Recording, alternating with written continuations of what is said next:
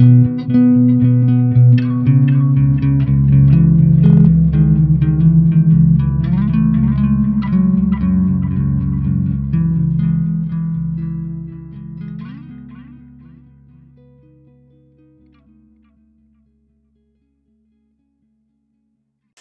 guys, today we are talking about post-rock, what it is, how to play it, and all that good things.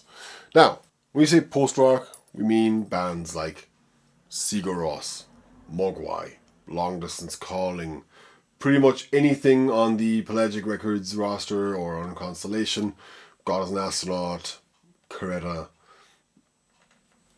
Godspeed You Black Emperor, the likes. You've heard the music. It sounds something like this.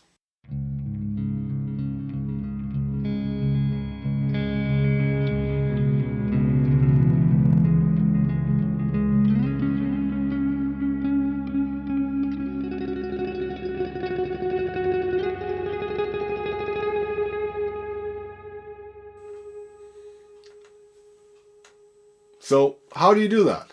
You get a guitar. In this case, I have got my ML1 modern baritone because it is a very versatile guitar and I can switch from humbuckers to single coils, which is of some use further down the road, which you will see.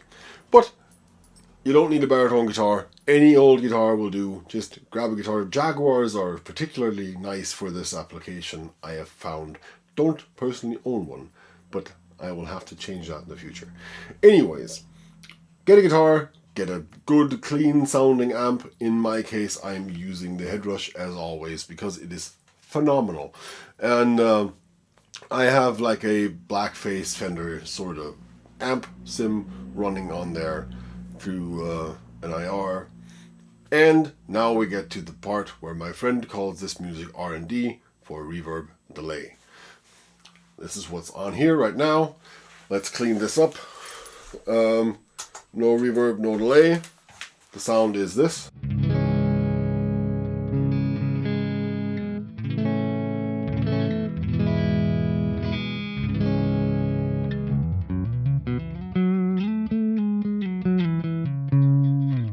It is spanking clean. Like, it's a very, very clean sound, as clean as you'll ever get or ever want to get, basically. Now, let's add a bit of a reverb, hall, whatever you like.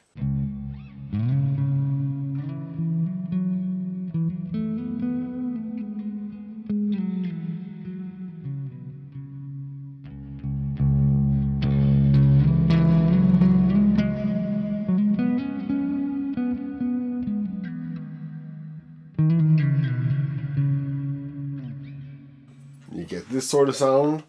But now, when we add in the delay, we have it on quarter notes. It goes like this.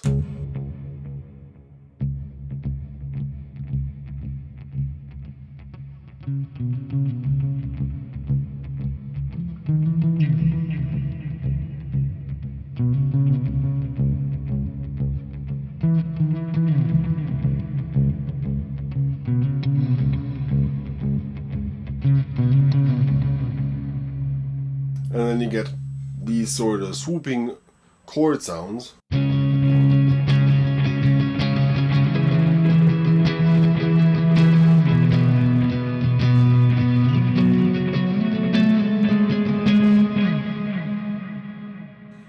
That sort of blend together nicely, which is pretty much what we want. We want this ambient sort of texture. Now, I have an ambient tutorial that focuses on open tunings mostly, but also covers the sound aspect just a tad, and you can find it at the end of this video in a card or down below in the comments, or somebody will leave it somewhere, or maybe YouTube will have it right over there. Or you head on over to my channel, you click subscribe, you like this one, and then you head on to the next. Whatever floats your boat. We have the sound pretty much dialed in, from a very clean to a suitably post-rocky clean sound. We have distortion as well, In my case, it is the K drive that Headrush so graciously added to the system update 2.3. If you haven't updated your Headrush in a while, 2.3 and 2.4 are epic. Update your Headrush is what I'm saying. Just update your Headrush, you get a ton of stuff, it's great. Now, just switch off the reverb and the delay for a sec, and it sounds like this. This is all on the neck pickup, by the way, and the single coil neck pickup as well.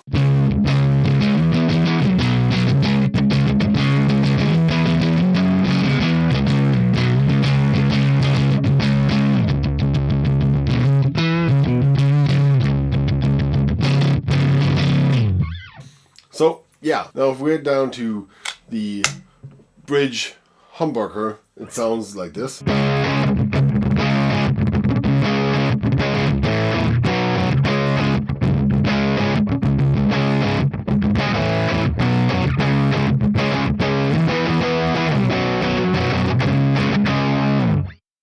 Which is very much a rock guitar sound, alright? Now, if we add back in our reverb and our delay, we're back on the neck pickup single coil for now, we get this.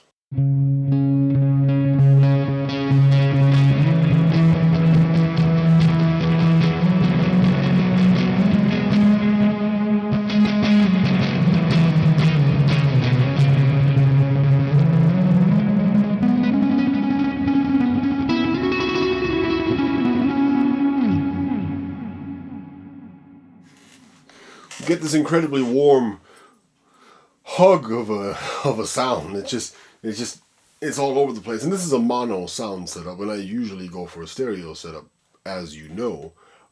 But I find with this much delays and reverbs and stuff going on, I like to add the width in post. So whenever I record post-rock type sounds, I usually record them in mono and then stereoize them or play two guitars. It's a matter of preference. You could also slap on a stereo doubler at the end and have the same pretty much the same effect. But we're keeping it simple for today. This is the least you need. But if you want to go one step further than having just a delay, a reverb, and an overdrive, you could get something tape sounding. Now I'll turn everything off for now and just turn on this beautiful tape echo.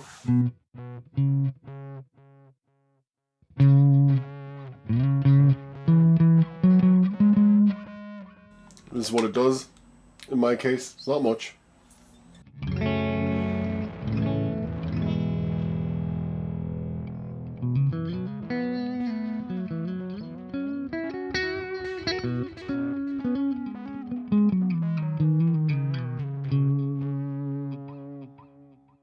It just adds a little bit of pizzazz to the sound, you know? Just some artifacts here and there, and then some warmth from the tape saturation, which is nice. Now, if we add back the reverb in front of that, it sounds a bit like this.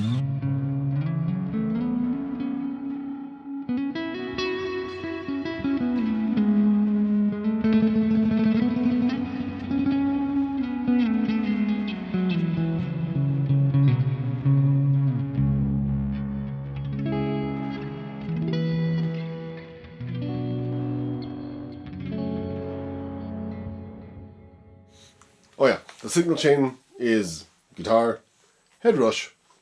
In the Headrush there is the K-drive pedal, which is like a clone sort of thing.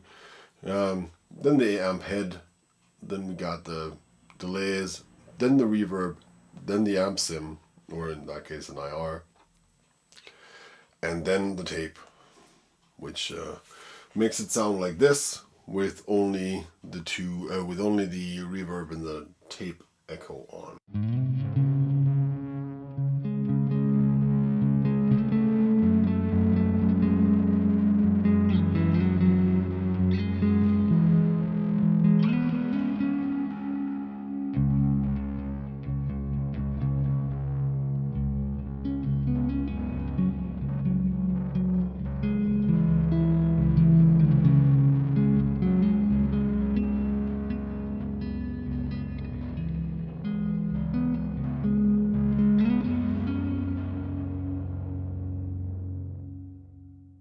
which I think is just glorious. There's this noise wall that kind of everything sort of falls into, which just lets the notes sing a bit more, which is, yeah, it's just brilliant. But you don't really need that. Like, there's plenty of post-rock to be done without a tape echo. But just saying, if you have like a extra 100 quid or something lying around, you might want to get something that does a tape echo sound on there. Maybe something like a TC Alter Ego. I have one lying around here somewhere. It is this thing, and on the ER setting it does an Echo Rex, and it works fantastic. How do we structure a song? How do we play the riffs? What techniques do you need to play post-rock? Well, you need chords. You need tons of chords, and for now we're using just the reverb so you can decipher the chords a bit better. Now, like, there's nothing wrong with playing the chords on the money end of the guitar, the campfire chords.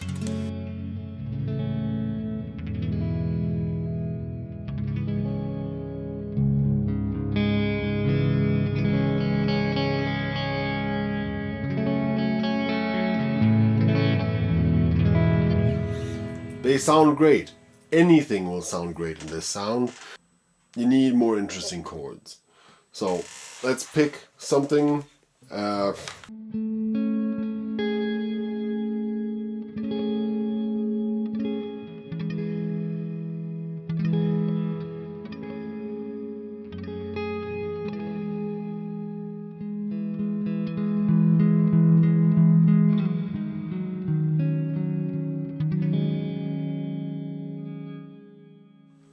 So full formed chords like that just have the third in there, just to so you know, is it a minor or a major. Maybe add a seventh or a sixth or anything that will change up the flavor of the chord, and you have a million chords at your disposal to use for interesting sounds and textures to play post-rock with. Now, the second thing you'll need is open strings.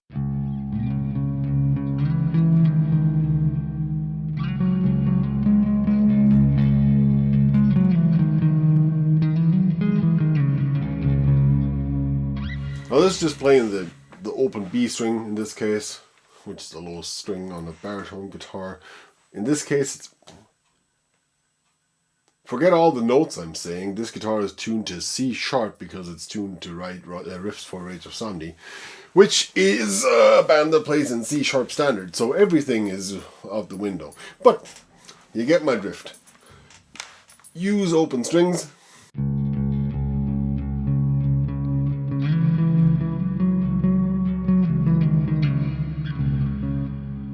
As sort of pedal tones and or drones.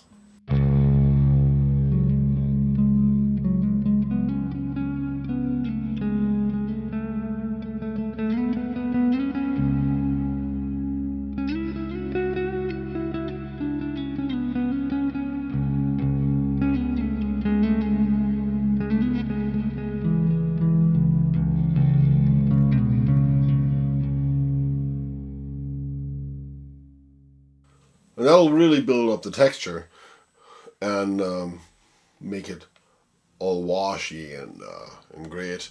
But it also gives your listeners something to fall back to. In case your melody is just a bit too soothing, you can always sit back and enjoy that pedal tone. It's just this boom. And it also gives your bass player something that he can actually play. But now, we got chords, we got pedal tones. What else do we need? We need the elephant in the room, we need tremolo picking. Now for the tremolo picking, I'm turning on the delay again. We need our right hand, and it'll basically go like this. It's all in the finger, this movement. You don't need much. No need to go all out like this until you play entire chords tremolo picked. But yeah, just...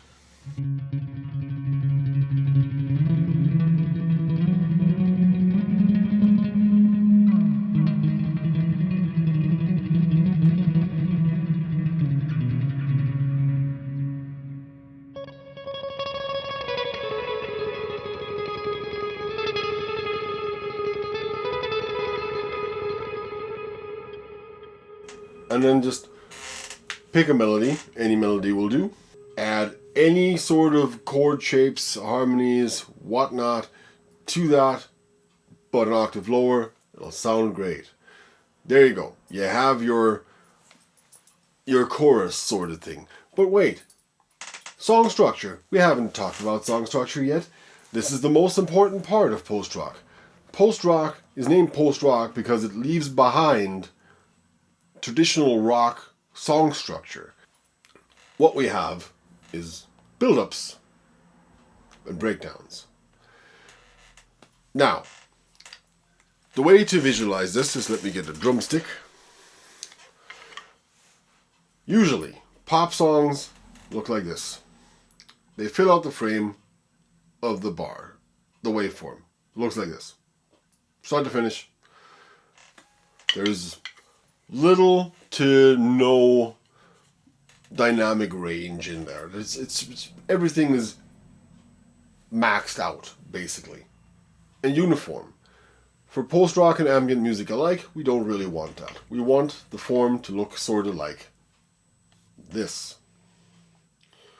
So it starts off quiet and ends up louder, basically. But it's a bit boring to just keep getting louder and louder and louder and then stopping. It's not all that interesting. What we could do is we could use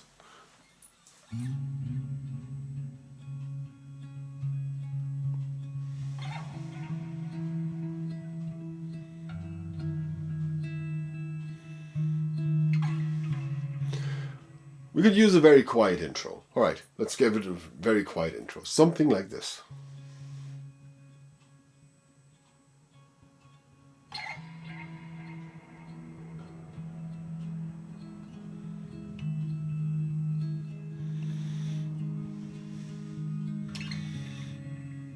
Now, we got a quiet intro. Next part. We need something where we can start getting the drums in. We introduce the bass, and we introduce a bit of melody. The intro thing was fine, but it's just not enough ear candy to be an instrumental post-rock piece.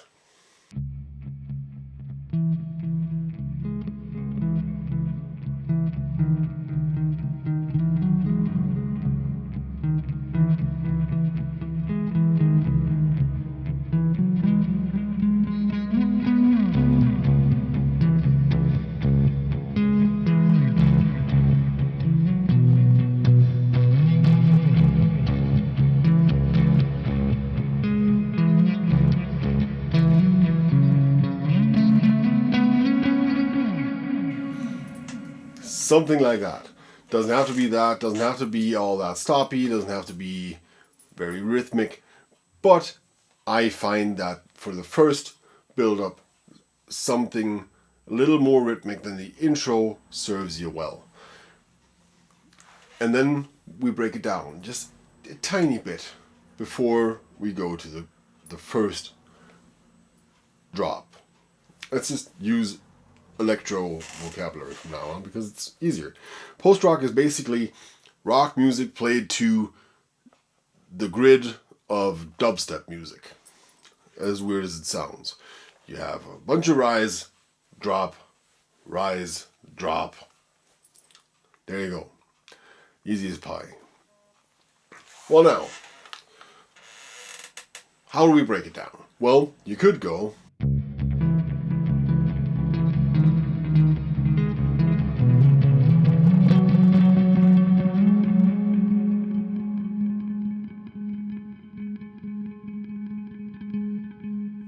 and just add that quieter bit at the end of your riff. Fine, works. Listen to the bands I mentioned in the intro. You will 100% find this technique on every record.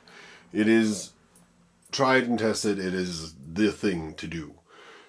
The other thing you do is you get the drummer to stop, or the bass player to stop, or both of them to stop in unison, and you just hold on to a note, which basically does the same thing. It just gets you into a quiet space before the loud space. The loud space we'll obviously use the distortion pedal, but not yet on full. So we're sticking it in the single pickup position in the front, and we're rolling back the volume just a hair. So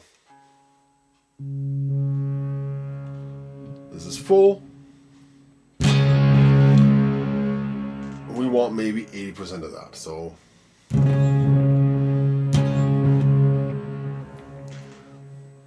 this does two things for us.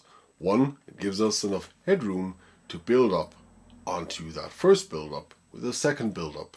Dulls the sound ever so slightly because we're not hitting the tubes as hard, which gives us softer, rounder transients, which leaves us room for wide open chords that don't sound harsh right now, which is what we don't want right now. We want really a soft to harsh transition during the song. Now, octave playing works fine for this, so we're just going to pick an octave and we're going to move it around.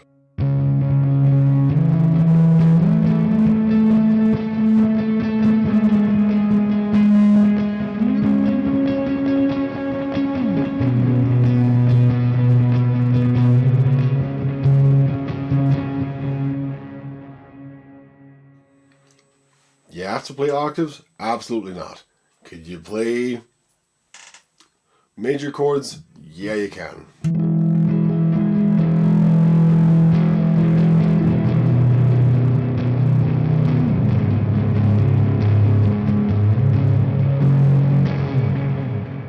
You can play whatever you want, but make the groove a halftime groove for this one.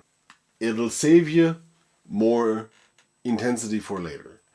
Now after this part, we want to drop down the intensity level. Usually what I'll do is I'll turn off the drive for this part and just go back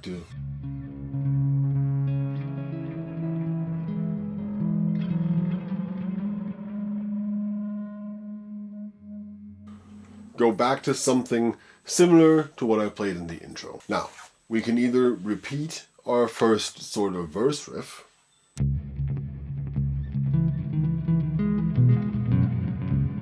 that I can't remember because I never write these things out, and improvise them on camera, which is probably not the best idea actually. Or you could play something similar, but just a tad different. So something like...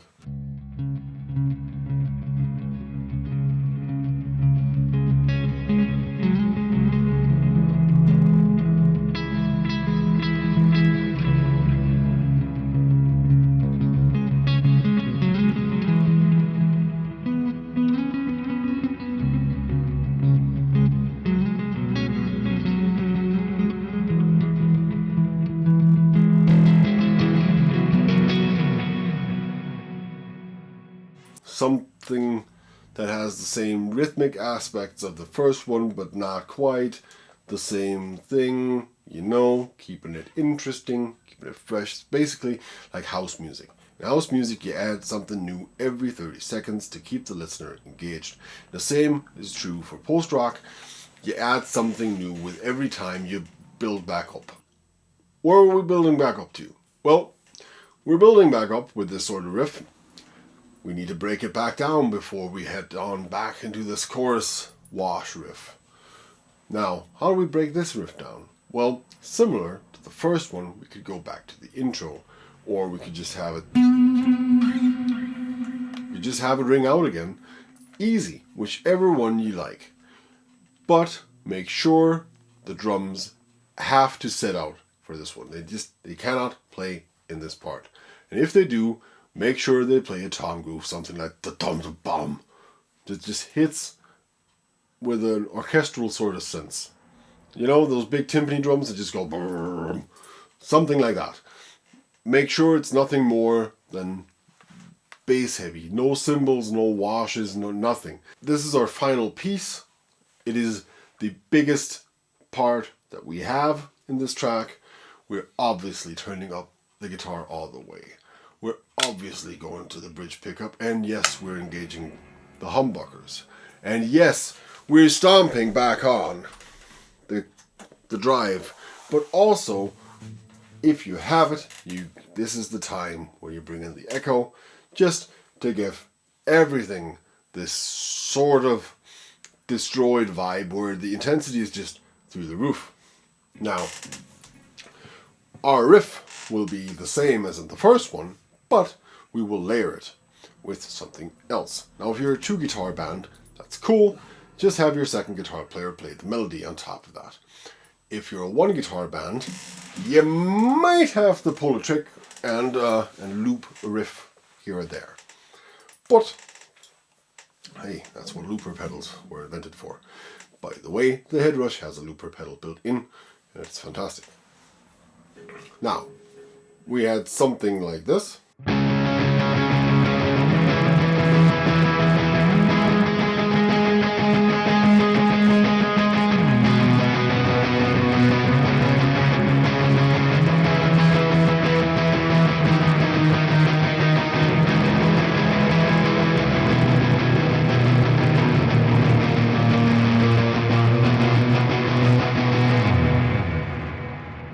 And then step it up towards the very end with tremolo picked notes. That's got you covered. Now, this is the bonus tip you've all been waiting for. If you have one, inside this bag is your greatest weapon for post-rock and ambient music. It is an EBow. What is an EBow, you might ask? Why, it is this wonderful invention that you place on your guitar as such, and it creates a magnetic field from your pickup and the magnet inside of here. This one has 2 positions, one that way and one the opposite way of the center. And it is indicated by this lovely blue light that it is turned on. Now,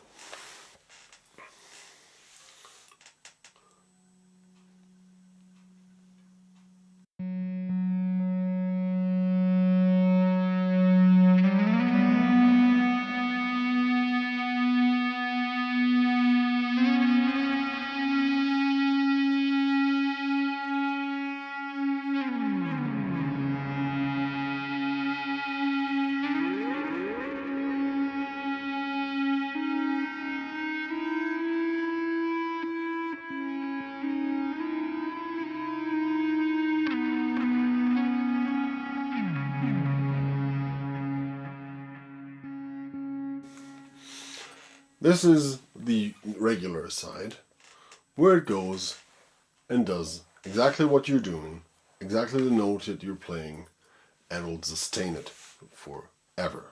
The second setting is the octave setting. Now this is a treat. You just switch it the opposite way, and it does this.